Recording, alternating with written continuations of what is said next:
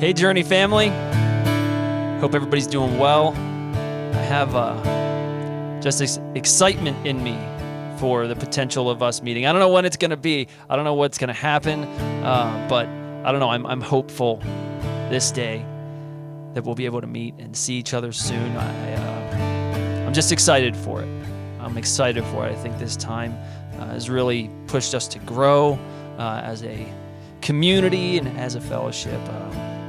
But I am so excited for the day that we get to sing songs together. So let's get right into it.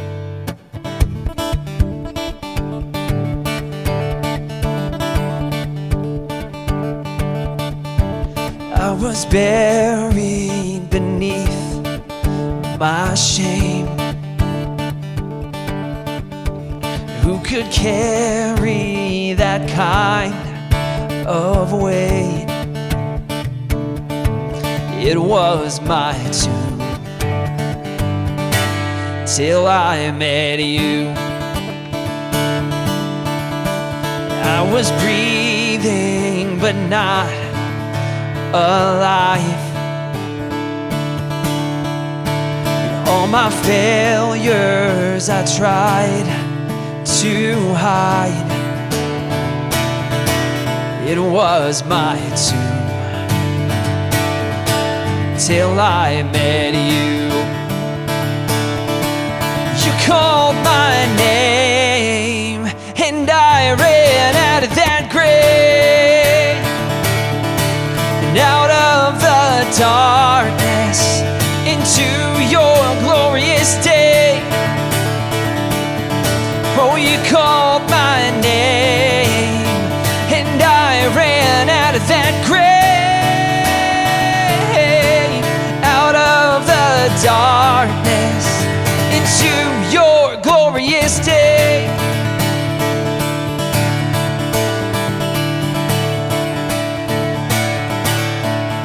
And now your mercy has saved my soul, and now your freedom is all that I know. The old made new, yeah. Jesus, when I met you, when you called my name, and I ran out of that grave, and out of the darkness into your glorious day. When you called my name, ran out of that grave, out of the darkness into your glorious day.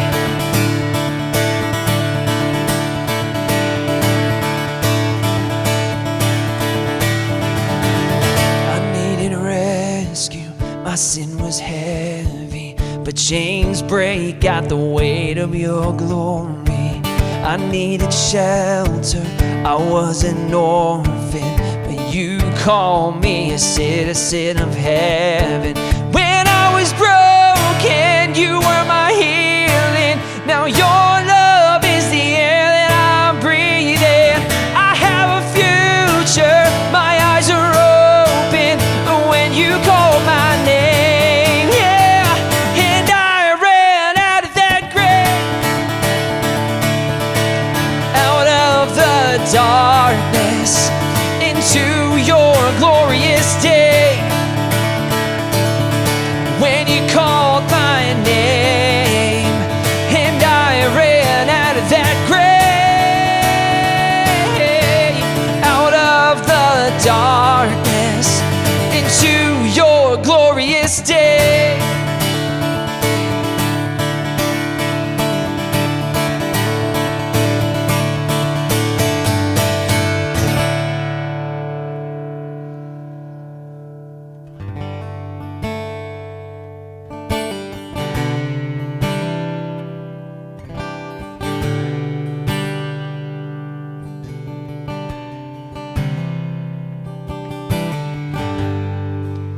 Worthy of every song we could ever sing,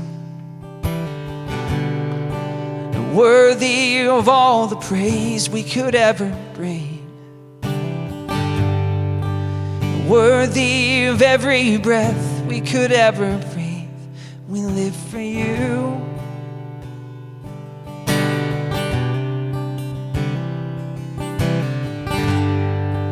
Jesus, a name above every other name. And Jesus, the only one who could ever save. Worthy of every breath we could ever breathe. We live for you. Oh, we live for you. And holy, there is no one like you. There is none beside you. Open up my eyes in wonder and show me who you are, and fill me with your heart and lead me in your love to those around me.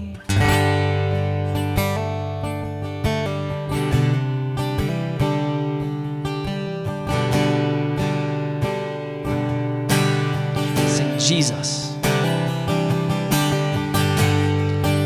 Jesus, a name above every other name. Jesus, the only one that could ever save. Worthy of every breath we could ever breathe.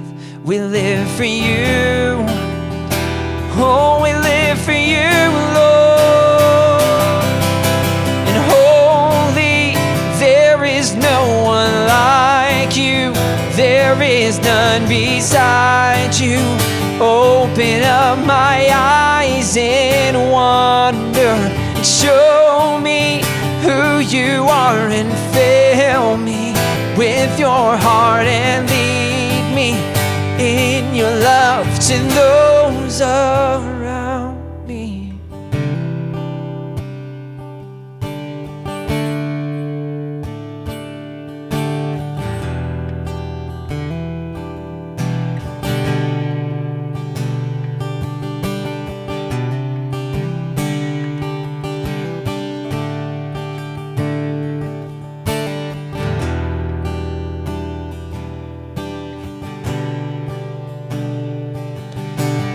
I will build my life upon your love. It is a firm foundation. I will put my trust in you alone, and I will not be shaken. And I will build my life upon your love. It is a firm foundation, and I will put my trust in you alone, and I will not be shaken. Holy, there is no one like you. There is none beside you. Open up my eyes in wonder and show me who you are, and fill me with your heart and lead me in your love to those around me.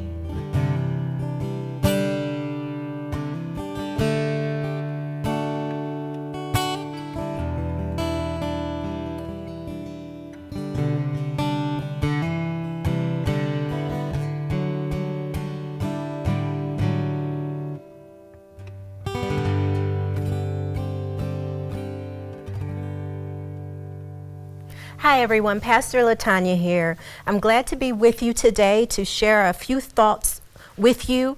And the title of our message and our time together is How to Break Through. how to break through. Now, if you have a pen, a pencil, pad, whatever you might take notes on, grab something to take notes on, because I'm sure that God will speak to you through our time together today. So as we journey through these verses and these teachings, there's going to be a few things that we're going to cover. First, we're going to learn the areas of rescue in our lives, the areas of rescue in our lives. Then we're going to understand and be affirmed in a greater way how God sees us. And then we're going to leave with 4 strategies on how to break through. 4 strategies on how to break through. So what does it mean to break through? Breakthrough means to make a way through a barrier. So if there is something in your way, breaking through means to get through that barrier. In Isaiah chapter 35, verse 4, in the Good News translation, it says this: "Tell everyone who is discouraged, be strong and don't be afraid. God is coming to your rescue." Tell everyone who is discouraged, be strong and don't be afraid. God is coming to your rescue.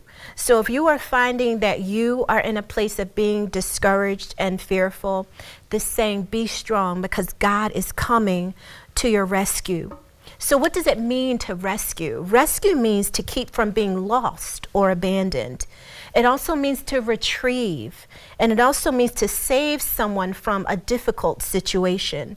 So God wants to rescue you. He wants to keep you from feeling lost or abandoned. He wants to retrieve you from where you might be in your heart and mind today, and He wants to save you from a difficult situation. So what are the areas of rescue that we might need God to intervene in our lives? Where might you be?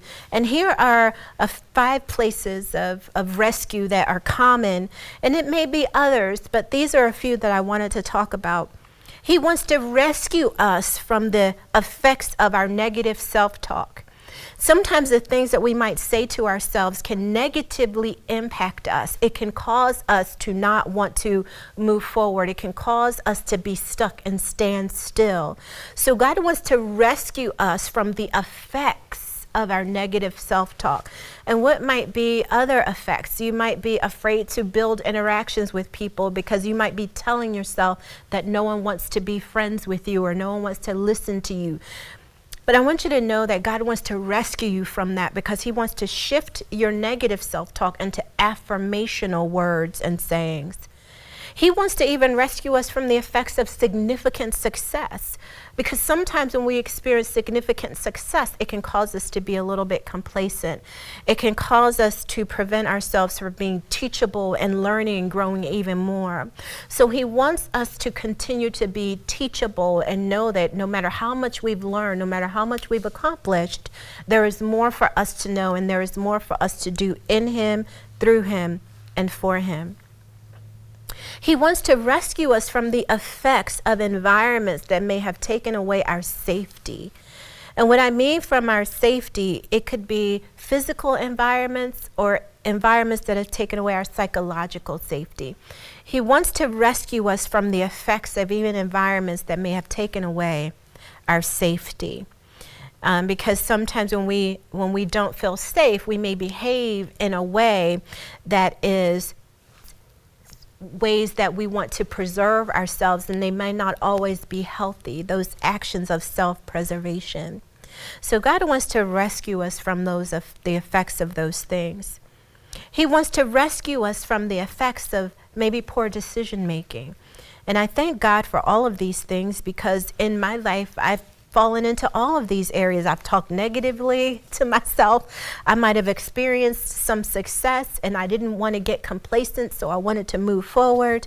And I certainly have been in environments where my psychological and emotional safety had been impacted, and God has definitely come and rescued me from those things, and I pray that He will do the same for you. He wants to rescue us from, again, the effects of our poor decision making. Sometimes when we react and make decisions out of fear, out of reacting too quickly without taking a pause to think through what we might want to do, we can sometimes make decisions that have consequences that can last for a while, and so we have to live through that. But He wants to remind you that you are not meaningless or of less value because you might have made some decisions that might not have been the best in your past, because we can now from this point forward make better decisions. And he wants to rescue us from the effects of what I like to call frustrated rage. Some of us may be feeling such rage inside, and we're frustrated because we are not able to give voice to it or express it, especially in a healthy way. So he wants to rescue us from the effects of our frustrated rage, and it might cause us to lash out at others. And it might cause us to react in a way that is disproportionate to the thing that might have happened or that we might be experiencing. And if you feel that your reaction is disproportionate, that lets you know that there's something else underneath that's at play. And God wants to rescue us from the effects of even our frustrated rage. And he is rescuing us by calling us out. He is calling us out of defeat and into victory. And he's calling us because he sees us. Genesis 16 verse 13 in the NIV version says, she, meaning Hagar, gave this name to the Lord who spoke to her. You are the God who sees me. For she said, I have now seen the one who sees me. Now, this is a very powerful story because she was in the middle of a challenge and she was running away from something. And in the midst of being in her desert experience, an angel of the Lord came to her and asked her what was happening for her. And he blessed her and told her what her future would look like. And she said, thank you. You are the one who sees me. And the God who sees me, the word for him in these verses is El Roi. So the God who sees us is El Roi. So wherever you are, he sees you. He wants to rescue you from the effects of those things we talked about, and know that he sees you. So be assured today that God is looking out for you. Why? Because he wants to strengthen your heart as you serve him.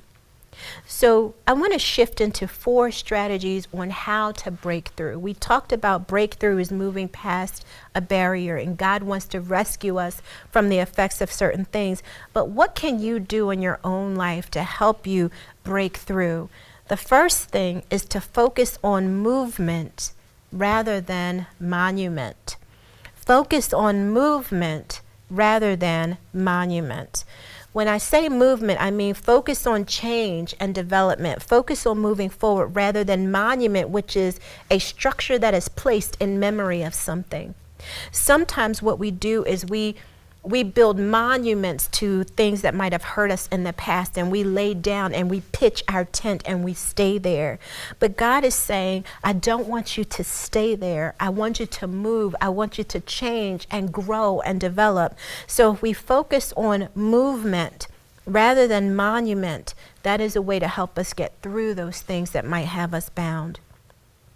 The second thing is to hold a moratorium on hanging out at the monuments of our past. And a moratorium simply means to stop an activity. So what I'm encouraging you to do, and what God is encouraging us to do, is to hold a moratorium, is to stop hanging out on those monuments of our past. And that means sometimes remembering over and over again what was said and what was done. It doesn't say to ignore what was said or done. But what happens is sometimes we stay stuck in that place and we're not able to move and have healthy relationships and interactions because we're stuck remembering what happened. And if that help and assistance to focus on movement is therapy or groups where you can talk to other people like we have here at the village, please do that. Because that's important for you to be able to move through and know that you're not journeying alone. So the third strategy on how to break through is to choose yourself. Often we are focusing and working and doing things for everyone else, and we forget to take care of ourselves and to choose ourselves. So I want you to choose yourself. Know that you are worth being chosen even by you. And oftentimes we want others to choose us, but we haven't chosen ourselves. We haven't told ourselves that we are worth something, because you certainly are. The final thing is to say yes to the Lord, even when it's hard. To say yes to the Lord, even when it's hard. sometimes when God is inviting us into his activity in the lives of other people, it can be very challenging because it might not be comfortable for us, or it might be inconvenient. But one thing I've learned, and I'm sure some of you will agree, is that the directive of God to us isn't always convenient or comfortable, but is always going to work together for our good, as we learn in the book of Romans. So I want you to be encouraged today through these verses and these strategies on breaking through, because God wants to come to your rescue, and he wants to know that you can break through.